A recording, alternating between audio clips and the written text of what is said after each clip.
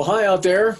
I'm David Poulsen. I'm one of the authors with the Young Alberta Book Society, an organization that sends authors like me to schools to visit with people like you. But of course, right now you're not in schools and neither am I. So that gives me this chance right now to talk to you about a question that I'm often asked by kids when I do go to schools. And that question is this: how did I become a writer? When did it all happen? How did this journey begin and where did it take me? Well, to answer that question, I have to go back to when I was a little kid. And my parents had lots of books around the house, and they read a lot to me and with me.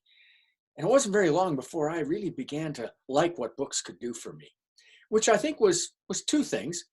First of all, take me to all these wonderful places. Now, I was only going to those places in my mind, but I wouldn't have even done that if I hadn't read those books. And then those books introduced me to all these wonderful characters that became a part of my life when I was growing up. And then I remember one day my dad telling me about this person called an author, whose job it was to create those stories and those books that I liked so much. And I remember thinking, wow, that'd be a really cool job. And I remember looking at pictures of the authors on the back covers of books, you've seen those, and thinking to myself, wouldn't it be cool if someday I could have my picture on the back of a book because I'd actually written it? And I don't know if I really thought that was going to happen, but it's kind of a dream that I had. Well, in order for that dream to come true, I had to practice. Now, that's something that people don't think about, that writers actually practice to be writers. Everybody knows you have to practice to be a hockey player, a dancer, or a figure skater, or a basketball player. But for some reason, people think that writers, authors, they just sit down and, oh, there's a book. Doesn't work that way. We have to practice too. And my practicing actually started in these ugly orange scribblers that I used to have when I was a kid. It's a pretty beat up one, kind of well used. Now, these were always orange. They must have had a lot of orange paper. And they had these imaginative names on the covers, names like Huge. There was another one, same color, same shape, same size. It was called Jumbo. Somebody must have been getting a lot of money to come up with those names, right? I was going to invent my own orange scribbler. I was going to call it Big. Well, into these orange scribblers, all us kids put our most important stuff. Now, when I was a kid, my most important stuff was two things: my writing and my baseball cards. Now, the baseball cards part didn't turn out that well.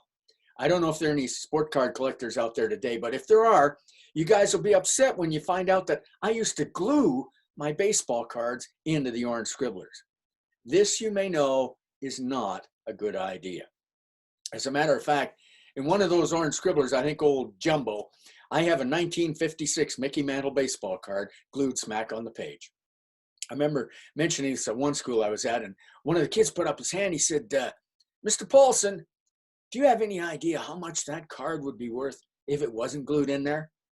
I said, I don't know. What do you think? He said, well, last time I looked, Mickey Mantle, good condition, about $1,500. I said, well, how much do you think it's worth glued in there? Because I did a really good job. I got it centered on the page, drew little circles around. It's very nice. He said, it's probably not worth anything. So not one of my smarter moves. But the other thing that I did with my orange scribblers is I put all my writing in there. And from the time that I could write, I was filling Jumbo and Huge with little stories, little poems, little plays, little songs. Now, another question I'm often asked by kids, and this is a good question. Kids will say to me now, when you were a little kid, say 7 years old, were you this amazingly talented little guy? And people would look at your stories and go, whoa, he's going to be an author. This kid's amazing. Because, you think about, I don't know, Connor McDavid, Sidney Crosby. When those guys were 7 years old, they were already such amazing hockey players. Everybody knew they'd be hockey players. So kids say to me, is that how it was with you when you were 7? Amazing writer, big time talent, everybody would know? Well, to answer that question today, because things are just a little weird. We're not together in a classroom. I thought today I would share one of my pieces of writing with you from when I was 7 years old. And you can decide for yourselves how amazing I was. It's very short. It's only about 3 lines long, but I think it will answer the question. It goes like this. The sun was shining in the sky. I know some of you are out there thinking, where else would the sun shine? But hey, 7 years old, we'll cut this kid a little slack, okay? All right. The sun was shining in the sky. The birds were singing in the trees. Now, I know that lots of you are writers as well. And have you ever had that moment where you just run out of ideas? Happens to me all the time. And I think that's what happened to me right then. I ran out of ideas. I had the sun shining, I had the birds singing. That's all I had.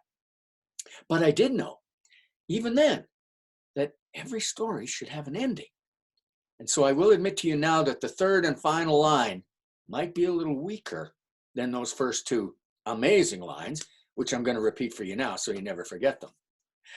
The sun was shining in the sky. The birds were singing in the trees. Ha ha, ho ho, hee hee. Yeah, I was afraid that might be your reaction. Hard to believe that that kid who wrote ha ha, ho ho, hee hee would ever become an actual writer one day, huh? Well, next time we get together, I'm going to tell you about the second leg of that journey, how the kid who wrote ha ha, ho ho, hee hee actually did become a writer. And I'll look forward to seeing you next time. And once again, a big shout out to the Young Alberta Book Society for making it possible for us authors to get together with you kids on YABS TV.